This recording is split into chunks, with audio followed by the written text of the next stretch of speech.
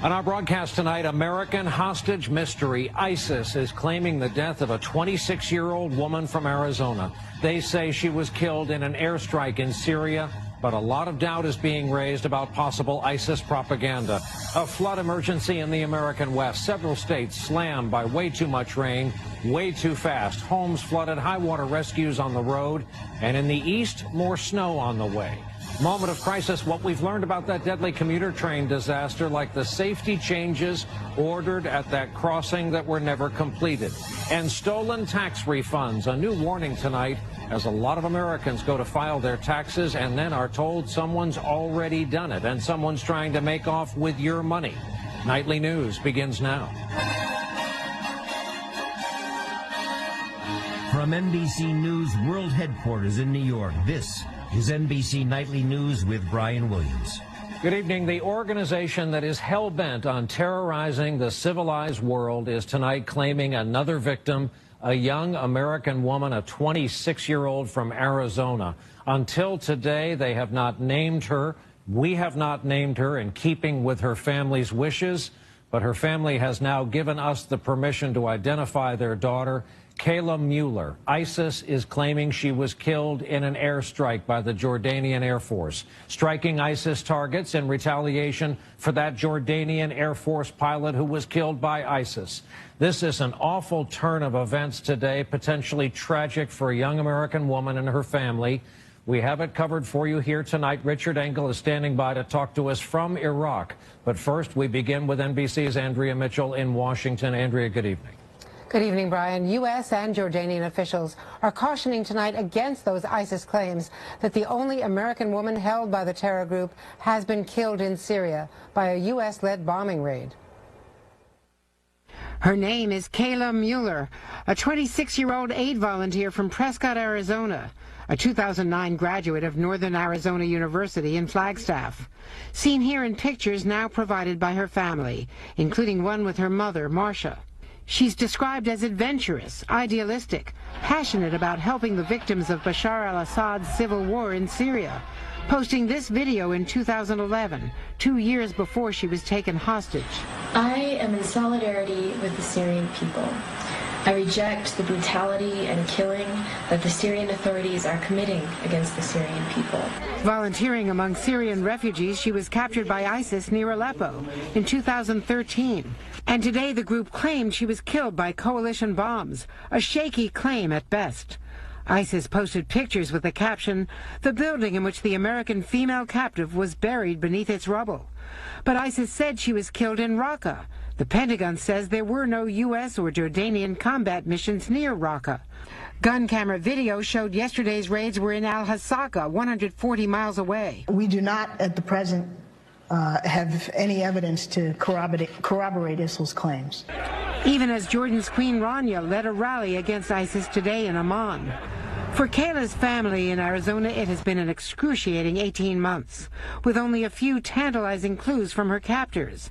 Proof of life last May, a ransom demand, a U.S. Special Forces rescue attempt in July, but Kayla and the other captives had already been moved. 3 Americans held with her, James Foley, Stephen Sotlov, and Peter Kassig, were since beheaded. But Kayla was never paraded by ISIS on camera, giving the U.S. hope she was still alive. Today, Nicholas Hennen, a former French hostage, tweeted, "Kayla Mueller was among the very last of my former cellmates still detained. I was full of hope she could have a way out." Tonight, for Kayla's family, there's no way to know her fate as the agonizing wait continues. Brian? Andrea Mitchell in Washington. Our thoughts remain with that family tonight. Andrea, thanks. ISIS continues to try to prove its savagery, and while the U.S. continues to attack ISIS from the air, it's fallen to others to carry out the offensive on the ground. The problem? Those on the front lines say they're not getting the support in the fight they need. That report tonight from our chief foreign correspondent, Richard Engel in Erbil, Iraq. We joined Washington's closest allies in the war against ISIS, Kurdish troops traveling past the Mosul Dam to their newest frontline outpost. Holding this ground has been a hard fight. In just 2 weeks, they've lost 3 men and been attacked by 20 car bombs. A commander showed us the wreck of one, saying a Kurdish fighter stopped it in the nick of time with a shoulder-fired rocket. Kurdish fighters called Peshmerga have taken back some ground from ISIS. This base is proof of that, but it's slow going. Right now, it looks like this is going to be a long war. Masroor Barzani, head of the Kurdish region's Security Council, says neither airstrikes nor praise from Washington are enough to win this war. So are you saying that despite all of this praise, the help isn't coming to the Kurds? Praising is good. We also see ourselves as trusted allies of the United States and the free world. But fighting needs more than just praising. It needs guns, it needs weapons. And those weapons simply haven't been coming. The Kurds here are lightly armed, just rifles and rocket launchers, and they're being attacked daily. So there was just an incoming round in this area. Luckily, it overshot this position, and you can see where the soldiers there, the Kurdish fighters, are looking at the smoke, and there comes in another round. So let's try and find a more secure area. This base cuts deep into ISIS territory and controls what was the main ISIS supply route from Syria. Now, ISIS wants it back. All that stands in its way are these men. We will fight as much as we can. We are not going to give up or surrender to ISIS. There are American advisors here in Erbil. That's where they're based in the north. What are they telling you? They're trying to evaluate the situation, to coordinate the airstrikes with the Peshmergas and our forces on the ground. And basically, they're doing their best. Are they frustrated? I think many of them are just as frustrated as we are. And Brian, I can tell you American military advisors who are right here in Erbil but not officially allowed to speak to us are deeply frustrated. They agree the Kurds need more and bigger guns, but they're not authorized to provide them. Brian? Richard Engel from Erbil in Iraq for us tonight. We'll stay on this story. Obviously, we turn now to news in this country, and for a lot of people, that means weather. Folks are keeping a close eye on the skies as we head into the weekend from coast to coast. In fact, torrential rain slamming several states in the west as this major system pushes ashore. And in the east, another big snowstorm coming together. NBC's Miguel Almaguer has our report. The river of rain is now pouring into Northern California. The most powerful storm this year, set to dump sheets of water for 5 straight days. Outside Sacramento, we heard some big booms, then all the power shut off. Wind speeds top nearly 80 miles an hour. Up to 10 inches of rain could fall here. If we can get through the night. In the mountain town of Red Bluff, first responders are bracing for an emergency. We have already done reverse 911, advised over 1,000 people that this water is coming. With trees toppled into cars and homes and power out for thousands near Medford, Oregon, the cleanup is underway. But outside Seattle, one community is still flooded in 4 feet of water. Now there is fear mudslides could be triggered next. The storm system that's walloping the west is being funneled by the Pineapple Express, an atmospheric river dumping a stream of tropical moisture across the region. The express can be hundreds of miles wide and 1,000 miles long. It's like pointing a big hose right on California. You get a lot of rainfall in a short amount of time. Still, all the rain won't end California's drought. The snowpack is just 25% of average. The state's largest reservoir more than half empty. The last 3 years, the driest in state recorded history.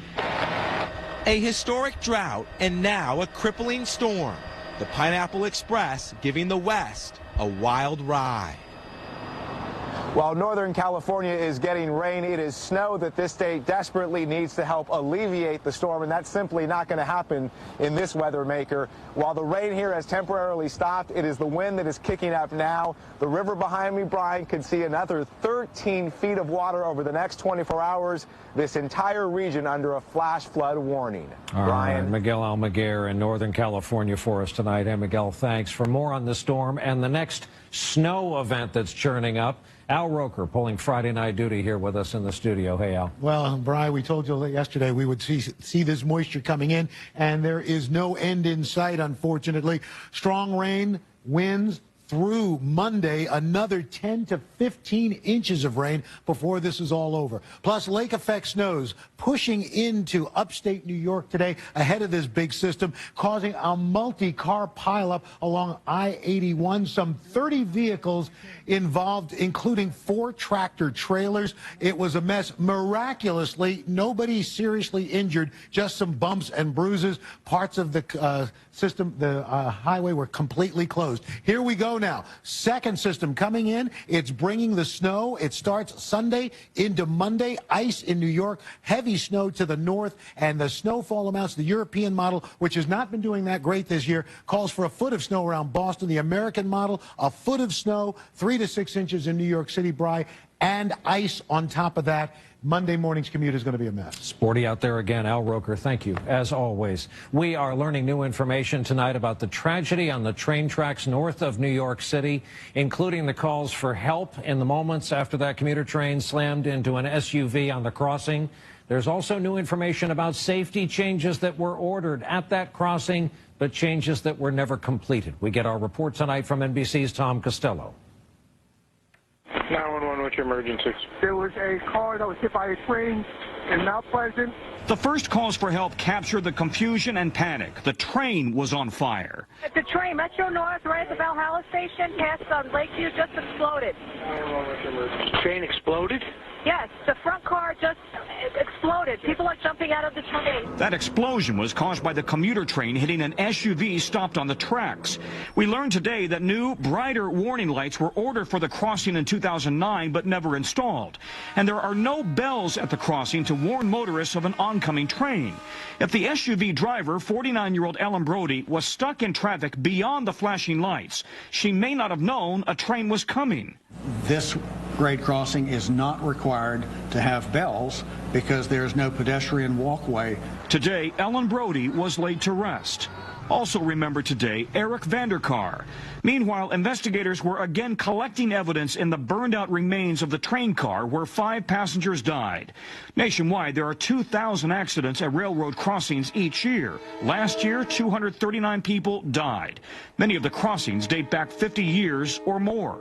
In a country that can put a man on the moon, we can design better grade crossings that save lives and prevent this kind of crash.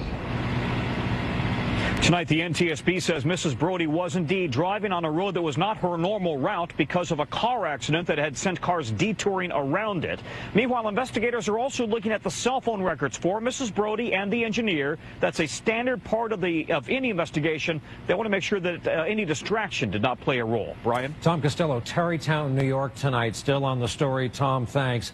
As we all saw on video this week, it took just seconds after takeoff for that Trans-Asia flight to run into trouble in Taiwan. Less than 3 minutes for it to end in disaster, careening out of the sky. Tonight we have a better idea of what happened when control was lost and never regained, along with the remarkable story of a family that made it out of there alive while so many others did not. Our report again tonight from NBC's Ian Williams. Dazed but alive just moments after the crash, Lin Ming-wei clings to his 2-year-old son. Lin, his wife and son had changed seats to be together at the back of the plane. It probably saved their lives. Today, Lin described how the plane shook violently as it plunged to the river. All the seats fell off, he said. The passengers were trapped underneath. Retrieved from the plane's black box, cockpit data showing how quickly things went wrong.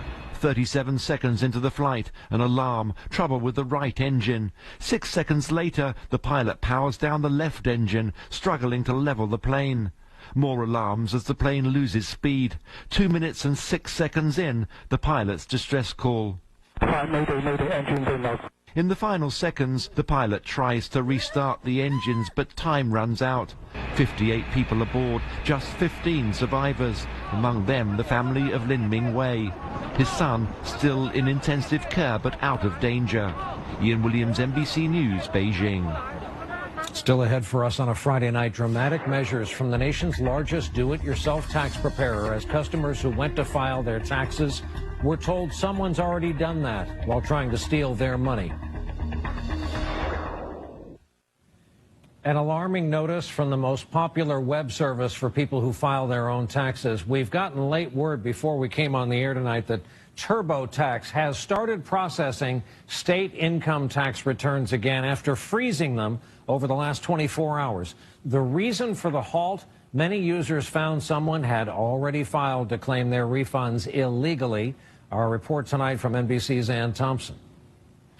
Nicole Miller hadn't even started thinking about her taxes until last week. I got an email saying that my e-file was successful when I hadn't even filed my taxes yet. Not only that, but her state taxes were filed in Georgia. Miller lives and works in Wisconsin.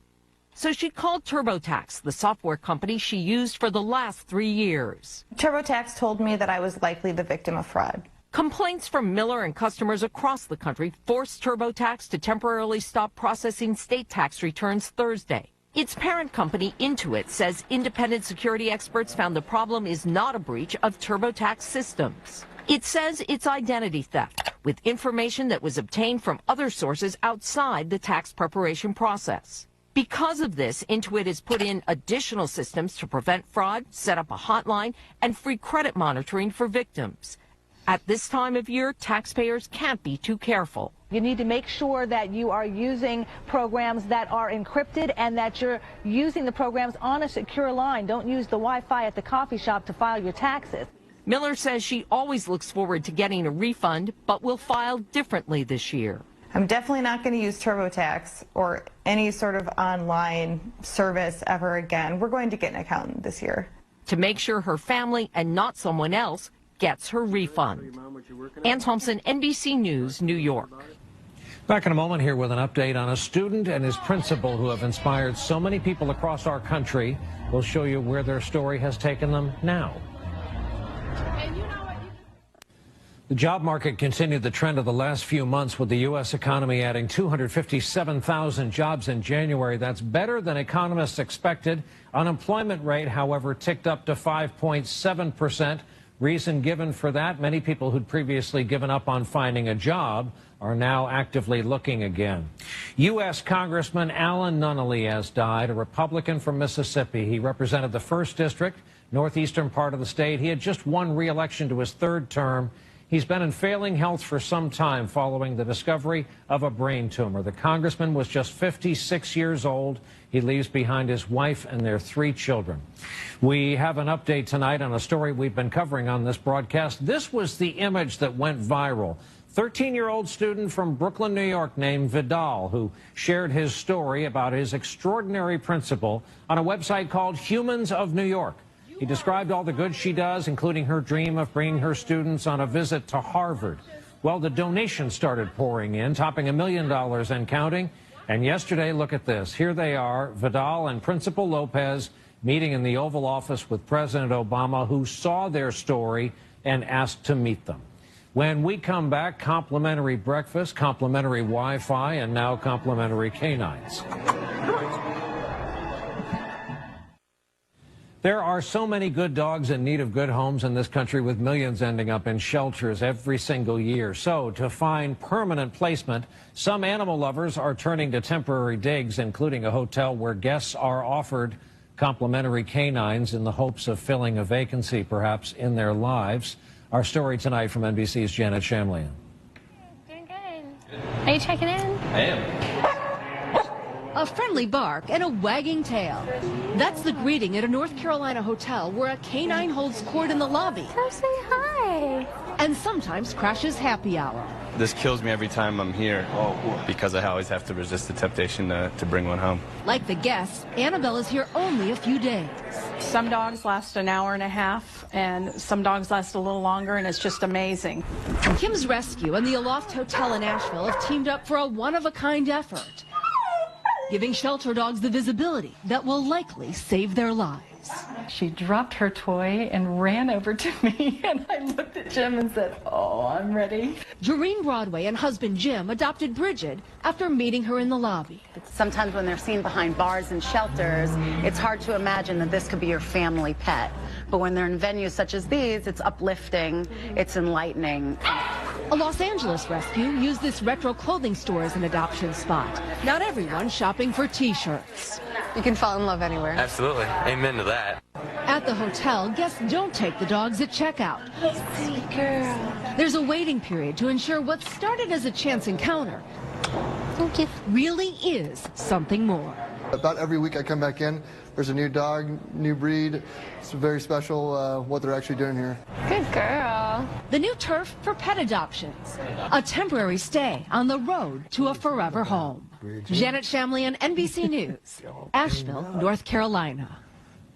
That is our broadcast for this Friday night and for this week. Thank you for being here with us. I'm Brian Williams. Lester Holt will be here with you this weekend. We, of course, hope to see you right back here on Monday evening. In the meantime, have a good weekend. Good night.